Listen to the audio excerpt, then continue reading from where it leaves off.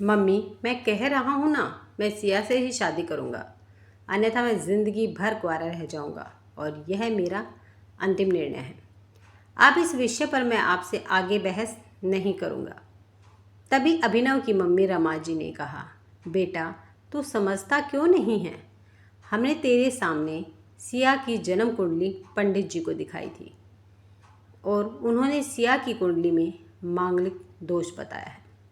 अब तू बता, सब कुछ पता होते हुए हम तेरी शादी एक मांगलिक लड़की से कैसे कर दें?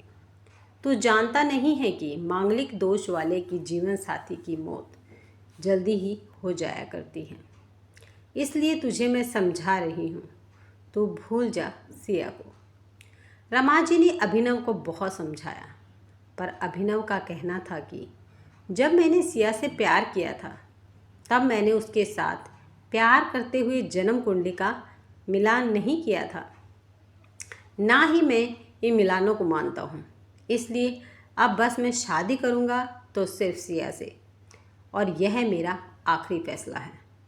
आखिर रमा जी को अपने बेटे की जिद के आगे झुकना पड़ा और पंडित जी के द्वारा बताए गए अनुसार सिया के मंगल दोष को दूर करने के लिए अभिनव के साथ शादी करने से पहले सिया की शादी एक पेड़ के साथ करवाई गई और उसके बाद सिया के अभिनव से शादी करी।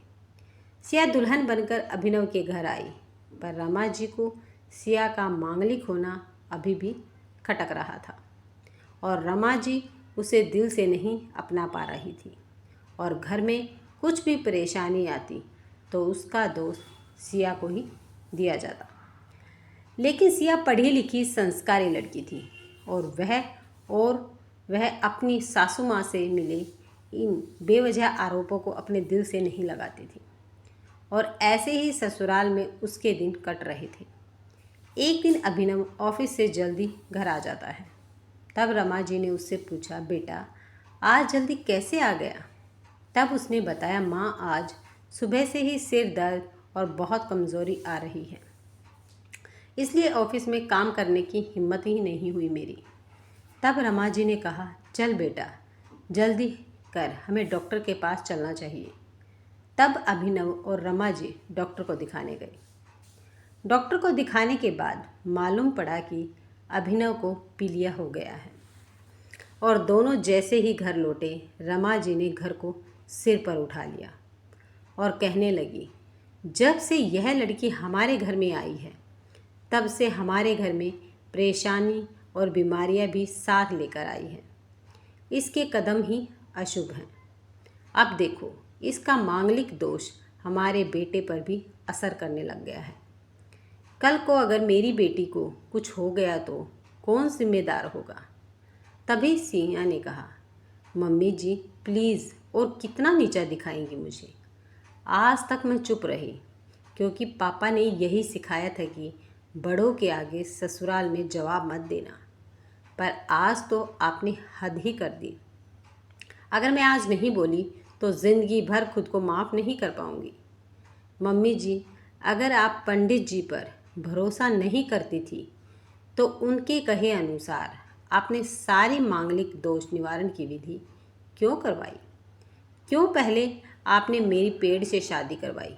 दोष मेरा मांगलिक होना नहीं है, बल्कि दोष तो मेरा आपकी बहू होना है, क्योंकि घर में जाने अनजाने में कुछ भी परेशानी आती है उसको आप मुझ पर जोड़ देती हैं, और जब कोई सास अपनी बहू से सिर्फ नफरत कर रही होती है तब यह बहू दोष बेटे बहू को नहीं, पूरे परिवार को परेशानी में डाल देता है।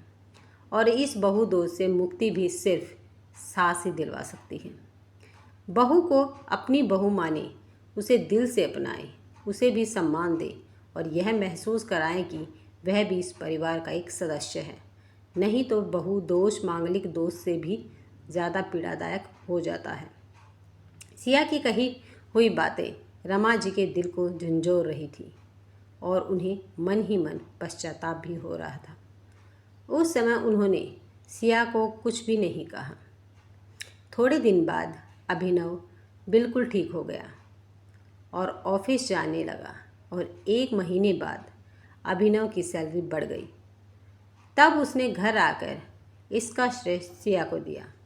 तो रमा जी बोली, हाँ सही है बेटा, तू तो सारा श्रेय बहू को ही देगा।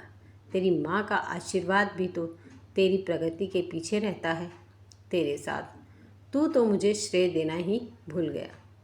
तब अभिनव ने कहा, माँ, इस बार सिया का मांगलिक दोष मुझ पर और न ही मेरी तरक्की पर नहीं लगा।